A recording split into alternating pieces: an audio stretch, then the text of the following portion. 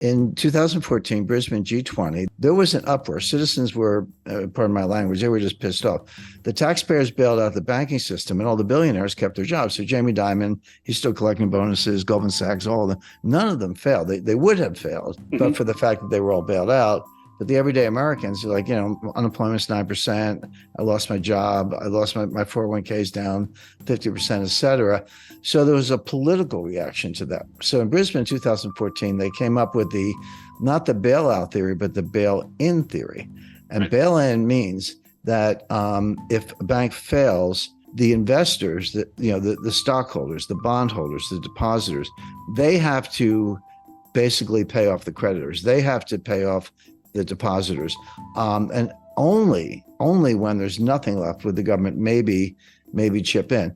So what? And they put the world on notice. The insured amount in Europe is 100,000 euros. U.S. is $250,000. But the whole world was on notice. That's all we cover. Over that, you're on your own. What the FDIC did on Friday was actually consistent with what they all said they were going to do in 2014. It was a bail-in. And if you had $1 billion deposit, you're going to contribute to the rescue. Within 48 hours, they did a 180-degree turn. They completely blew away the $250,000 insurance limit. They said, we're guaranteeing all the deposits, multi-billion-dollar deposits. By the way, a dirty little secret about what happened at the White House. I said that, the Silicon Valley billionaires were all crying about all these little startups and all this stuff. The truth is, a lot of what Silicon Valley Bank was financing was green technology, but they were in the White House sweet spot by saying green, and they were. That was actually what they were financing. Everyone thinks, oh, somebody's working on an app. They weren't apps. They was like battery power. So they get bailed out. At the same time, on Sunday night, now we're talking March 12th, they closed another bank, which was Signature Bank. Something about S, Silvergate, Silicon, Signature, all the S's were going down.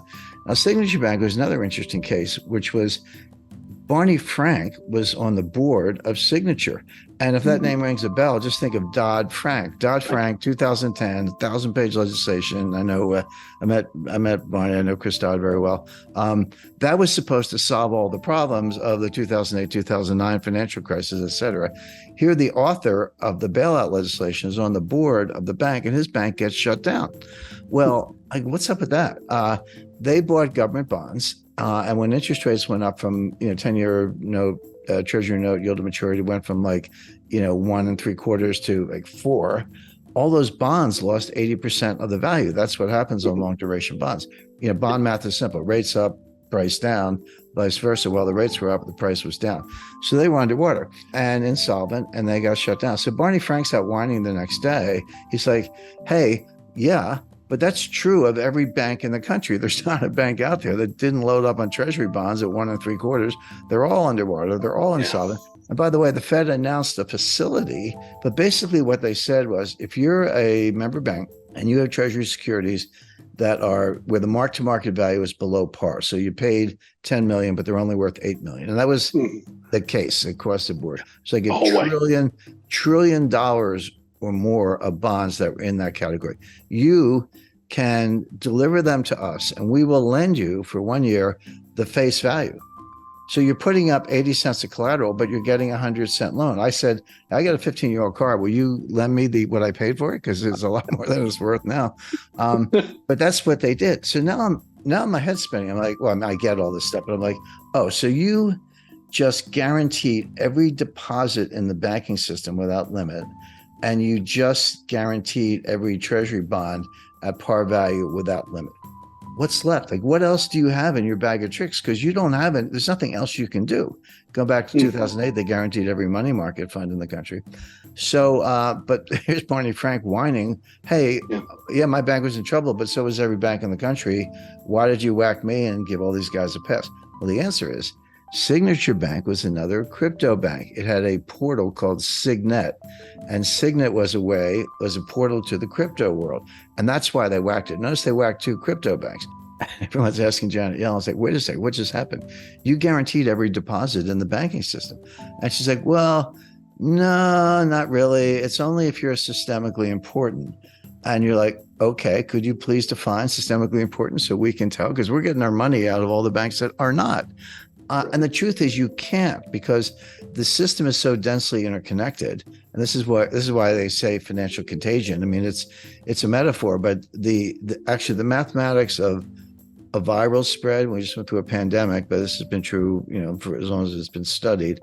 The mathematics of viral contagion are identical to the mathematics of financial contagion. The equations are the same, the way it spreads. And of course, Janet Yellen can't define systemically important. Number one, they try, but they can't. Number two, I don't care how small you are. If you're a small bank and there's a run, the guy across the street, he's getting his money out of that bank. And again, it's like COVID. It's like it just keeps going until the system collapses, which means by definition, just by the dynamics, there's no such thing as a bank that's not systemically important, because they're all connected. Even the little banks are borrowing from the big banks, et cetera. So Janet Yellen hemmed and hawed and didn't have a good answer. She never does. She's not that bright. And so there we are. So the Fed has guaranteed every bond at par value, even if you're worth 20% less. And the FDIC has guaranteed every deposit. And Janet Yellen can't give you a good definition of what's covered and what isn't. Okay. Now a week goes by. What's on tap for the next weekend? Again, Friday night press release, shotgun wedding, Credit Suisse and UBS. Now you're talking to big guys. These are two of the biggest, oldest banks in the world. I think Credit Suisse had been around since the 1870s, maybe, and I'm not sure about UBS, but they were the two biggest banks in Switzerland. So Credit Suisse fails, and they get taken over by UBS. Okay. And now everyone's like, oh, what's next? Who's next? And there's a list. I'll go through it in a minute. What factors come into play? How can I think about whether a bank is likely to fail or not, regardless of whether they're getting bailed out? And there are two metrics that are really good. One is look at the ratio of uninsured deposits to total deposits. If that number is more than 30%, you're a sitting duck. And in Silicon Valley's case, it was 97%. They were 97% uninsured.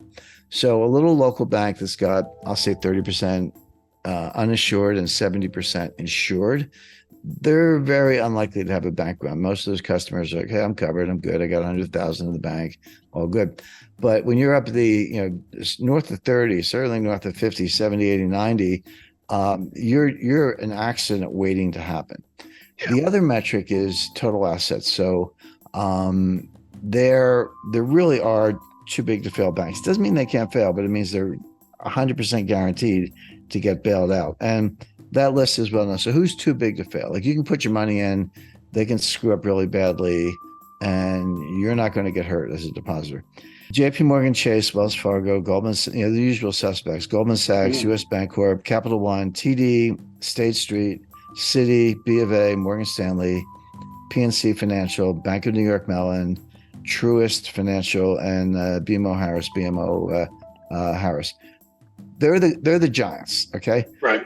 I'm not saying they can't fail. I'm saying that there'll be a safety net put under them, and no one's going to lose anything except maybe stockholders, but not bondholders, not depositors.